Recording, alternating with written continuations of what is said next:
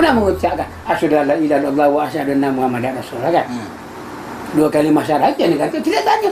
So kau ucap berapa syahadah? 2 syahadah.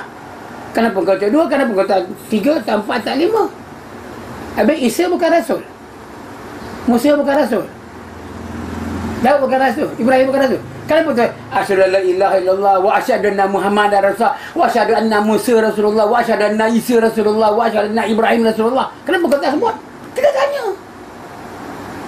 Kita tanya. Tapi dia tak tahu kata kita sesat. Datuk, ini berkaitan dengan persoalan mengenai kenapa 2 kalimah syahadah sedangkan 25 rasul yang ada tetapi Muhammad yang disebut. Silakan Datuk. Oh, terima kasih.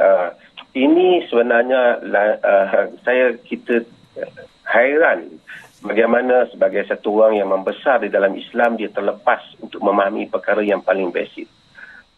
Kenapa kita menyebut Muhammad Rasulullah? Kerana Nabi Muhammad SAW itu merupakan Rasul yang diutuskan kepada kita melalui Nabi ini yang menjadi wakil Allah Subhanahu Wa Taala membolehkan kita mengetahui semua hal yang lain termasuk Nabi-Nabi yang lain.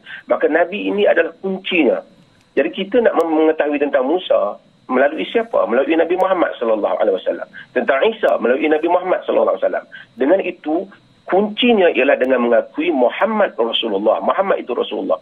Dengan masuk kepada Muhammad itu Rasulullah, maka segala yang dibawa oleh Muhammad, iaitulah Al-Quran dan segala-gala sunnah-sunnah baginda yang mengkhabarkan berita-berita yang lain, termasuk para Nabi yang lain, berarti kita mempercayainya kerana kita mempercayai Muhammad itu Rasulullah.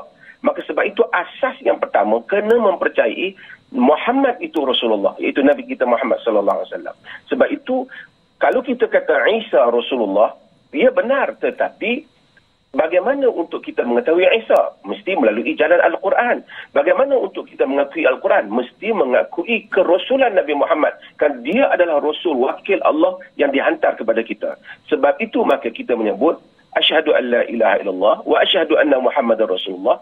Dengan mengakui Muhammad sebagai Rasulullah, ia menjadi pintu untuk kita mengakui semua khabar yang dibawa oleh Nabi Muhammad tentang Rasul-Rasul yang lain. Ini perkara basic untuk kita faham. Artinya kalau sekiranya dia mengakui Musa sebagai Rasulullah, ia benar, memang Musa Rasulullah. Tetapi Taurat tidak memberitahu tentang Isa.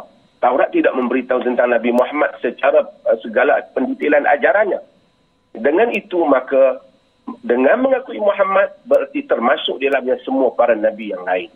Sebab itu maka kemudian Taurat itu sendiri tidak ada yang originalnya di sisi kita. Yang ada ialah Quran yang original. Sebab itu kita mengakui Muhammad adalah merupakan Rasulullah. Ini adalah basic untuk kita faham dan dia telah salah faham dalam konsep ini. Seolah-olah bila sebut Muhammad Rasulullah, Nabi lain kita tak akui. Kita itu adalah kunci kita kepada kesemua para Nabi yang lain.